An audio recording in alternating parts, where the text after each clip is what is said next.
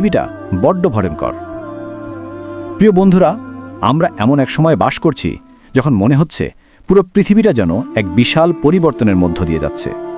চারপাশে তাকালে কি দেখি? প্রাকৃতিক দুর্যোগ, অর্থনৈতিক সংকট, পারিবারিক ভাঙন আর চরিত্রহীনতার ছড়াছড়ি।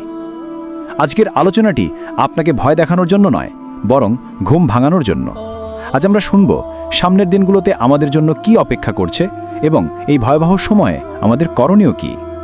পবিত্র কোরআনে আল্লাহ রাব্বুল আলামিন সূরা নাহাল এর 89 নম্বর আয়াতে বলেছেন, আমি তোমার প্রতি এমন এক কিতাব নাজিল করেছি যা প্রতিটি বিষয়ের সুস্পষ্ট ব্যাখ্যা, হেদায়েত, রহমত এবং মুসলিমদের জন্য সুসংবাদ। আল্লাহ রাসূল যা যা দিয়েছেন তা আমাদের নিতে হবে, আর যা যা নিষেধ করেছেন তা ছাড়তে হবে। কিন্তু আজকের সমাজ ব্যবস্থার দিকে তাকালে কলিজা কেঁপে ওঠে। আজকের পৃথিবীতে সবচেয়ে বড় সংকট হলো অর্থনৈতিক সংকট। বিশ্বজুড়ে এখন সুদভিত্তিক অর্থনীতির জয় জয়কার।